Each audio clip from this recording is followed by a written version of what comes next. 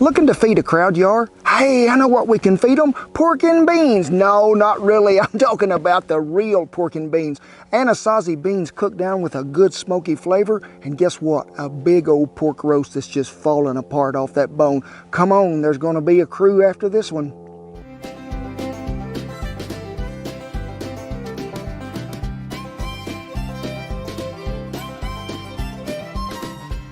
Hey, thank y'all for stopping by camp on a glorious day it is, and we're talking about an old tradition that I learned about when I was little that my dad said went on back during the 30s, and that was Aunt Sue's beans. We got us a big old pork roast, and folks, we need to go ahead and season that so we can put it back in the fridge and let it set about 3 hours.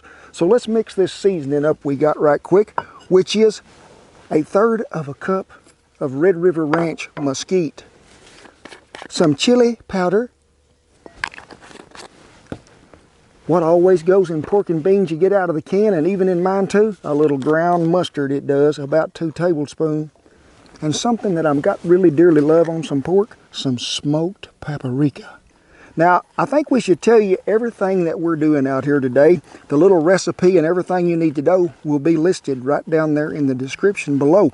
But also the indoor conversions for this, for you cooking it in the house. So let's go ahead and get this pork seasoned up. Just give him a good sprinkling everywhere. And if he's got a little place you can get some more down in there in it, hey, I'm all for it. And the wind is blowing half of what I got mixed up away today.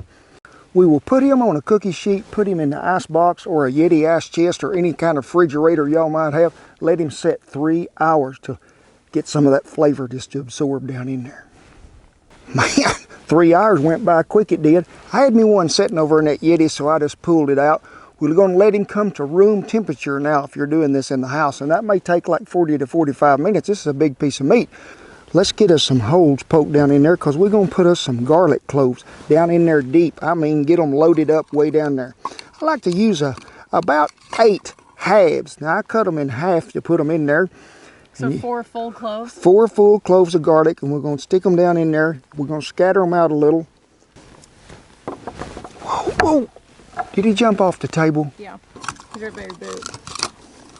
Either get you one of them big cast iron pots that you got if you're going to cook this in the oven, and let's go ahead and preheat the oven to 350 degrees, okay? Now I'm going to get it in a 14-inch Dutch oven. And in that 14-inch Dutch oven, I have put a half a stick of butter. Let's add a little olive oil because we want everything to get to go in there. And this is the fat side up right here. Remember that? So we're going to turn him fat side down. So we need to give him a little bit of liquid, we do. So we're going to put about a cup of chicken broth on there. Don't pour it straight on it. Pour it around the side so you ain't washing none of that seasoning off.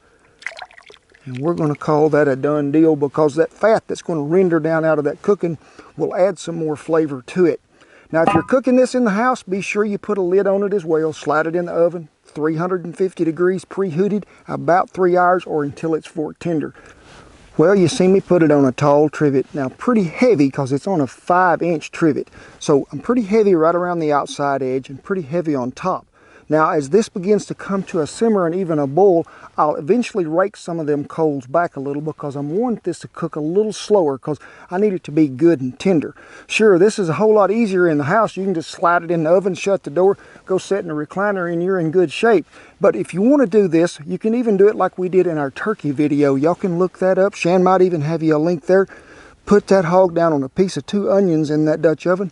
Dig your hole, bury him in there, cook him 3 hours, and he'll come out of there fork tender, be just right. You're going to have a pretty good fire maintained to where you can go and get more coals to reapply to heat this thing back up, so you'll have it at the end too. So make sure you've got you a good source of wood going so you'll always have coals. You see me have them coals pretty tight on that Dutch oven until I got me a good rolling boil, and you seen that. And then I backed them off a little to slow that down because we want that to get good and tender. So we're going to back them off just a little and watch our heat. Well, we've been on about an hour, so at my elevation, which is about 1,800 foot, it's time to put these beans on. Now, folks, you can start beans with water, but I always like to start these this way, and that is 2 cups of chicken. Not 2 cups, 2 cartons of chicken broth. We're going to add 6 cups of just regular old tap water. I got 2 white onions that have been just cupped and quartered. We'll throw them in there. And then, have you ever seen these beans? Anasazi. Now, the first time I had these, I was out near Prescott, Arizona, and I'm thinking, them is the best beans I've ever seen in my life. And I think I needed to introduce you to a neighbor that my dad and them had so many years ago. Now, we're cooking down here on the Red River, and about a mile that way, as the crow fly, was an old woman that lived in a half dugout, and they called her Aunt Sue. But Daddy said she always had a pot going of what she called Aunt Sue's beans. Onion, pinto beans is what she used, and then a little bit of hog meat. Might have been a neck bone, might have been a jowl, might have been a hock, but it was always in there, and then it was cooked down till it's just tendered and fall apart, and she could feed a lot of folks that way. Now, if they don't be carrying these in your store, I bet Shan will have you a link where you can find them, because I'm pretty sure they on the Amazon. They are. I like them because to me they're a really hearty, good flavored bean that holds up well. I took 1 ancho chili that is dried and chopped it up really good, you can see. And I just went ahead and diced me up a jalapeno, stemmed and seeded it, and let's chunk that all in there. So I hear you out there saying you ain't putting no seasoning in it, Kent. Well, we're going to season it when it becomes to a little old boil and starts to go. You season it beforehand, you lose most of it.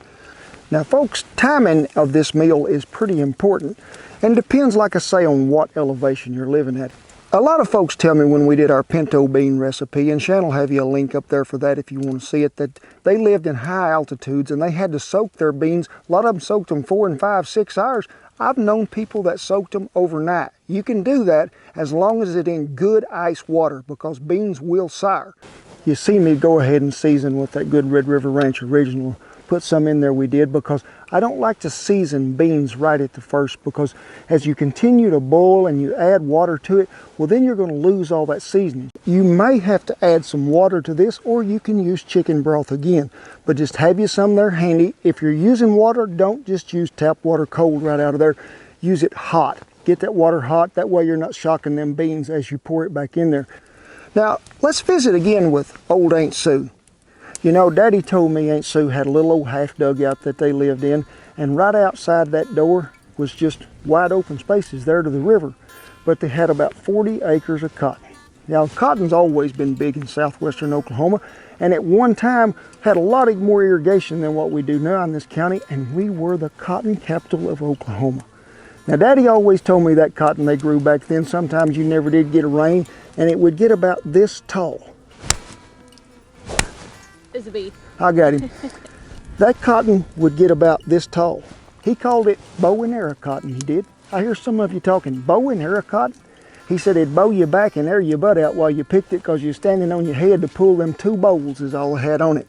But cotton has always been a very important part of this community and agriculture here in the southwest corner. And we have a great cotton gin up here, and a good friend of mine runs it. So we're going to give you a little tour later as where we can go through there and show you just how cotton has changed and the way that they gin it.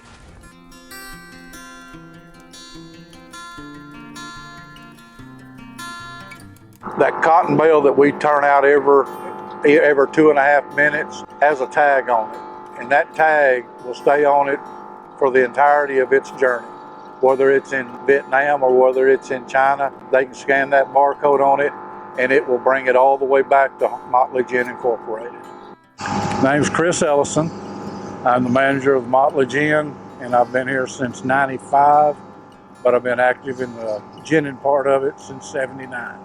They'll start planting in the middle of May and be through. It takes them about 2 to 3 weeks to be finished. By July the 4th, we'll start irrigating. When we start the harvest, it usually will start around the 1st to the 15th of October. It'll take us about 4 to 4.5 months to completely gin 60 to 70,000 bales. The stripper takes the burr and everything off of the plant and distributes the burr back out on the ground. The picker just strictly takes the cotton. It'll leave the burr on the plant. Used to, it was hand-picked. The module trucks go out in the field and they bring the modules in. We get it on the walk-in floor, which is the module feeder. Then it goes from there into a tire dryer, which helps dry the cotton. Once it goes there, it goes up to what we call an incline cleaner to bring out pen trash. It goes down into what we call a rescuer. It will help clean it, and the gin stand is what separates the cotton lint from the cotton seed. We'll go into a double set of lint cleaners, which takes out the real fine pen trash. Into the press, we're pressing it, tie it out, we weigh it, and we check the moisture on it, and we pull the grade and the sample on it. It takes about less than 2 minutes for it to hit the feeder till it turns into a belt.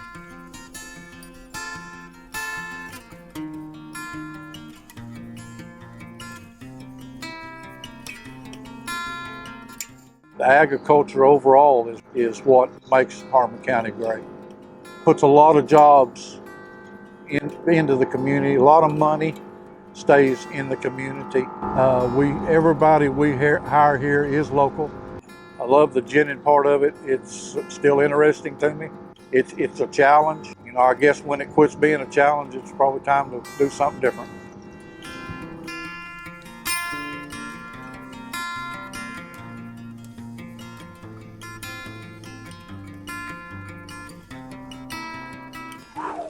Ooh, them do look good, folks, and I always like to check them.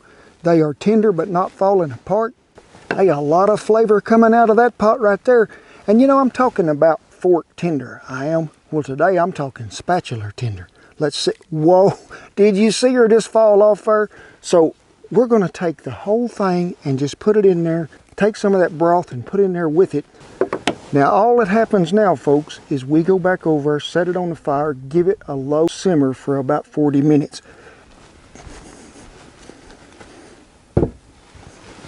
Well, there is a lot of good stuff in this pot there is, and you can do this 2 different ways. You can take that out of there and shred it and then dump it back in there, but I just like to go ahead and just go to poking it off there and let it just fall where it may. That way I'll know what I'm getting here in a minute, and that is a good bite of pork meat. So let's just see if anybody come to the surface there. Looky there. I'm gonna chop him up a little more.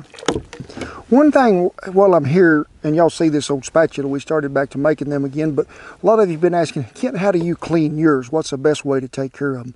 Well, I usually just rinse them really good with hot water, never soap. Give them a good scrubbing everywhere with a good nylon brush. Dry them off with a towel. Set them let there in the windowsill if you can. Just let them dry. When they get dry, give them a good coating of olive oil, avocado oil, something like that. Wipe it back off, let them dry again, put them up. They'll last forever. Looky there. That's what I call real pork and beans, because there's some meat in there. Let me get back over here and I wish y'all could smell the flavor. That broth is what's happening that's in there with them beans when you pour that back in there. In fact, hang on just a minute.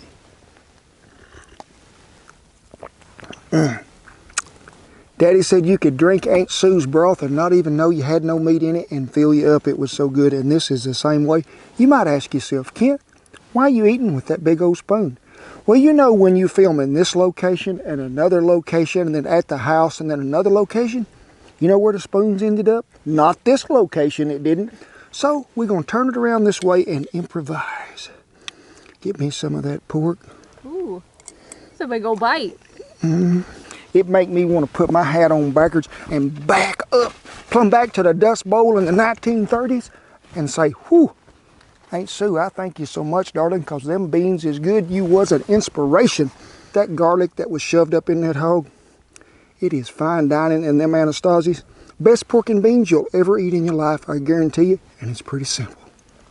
This brings back a lot of memories, hearing them old timers talk around the table about Aunt Sue's beans and the hard times they had, and picking cotton and gathering cows down there on the river. This is what you can do with New Year's coming up and you got a big crew coming into the house. Put you some of this on, you can feed them, folks, and they'll, pardon me for saying it, but they'll have gas to get through the new year on. It'll be just as good, I promise you. I tip my hat to all our service men and women and all our veterans who are serving this country, and to all the spouses and all the families that are separated, especially during this holiday time. My heart goes out to y'all, and God bless you. To the rest of you folks, hey, I hope you enjoyed it, because we sure did. And guess what? I'm going to see you down the real pork and bean trail.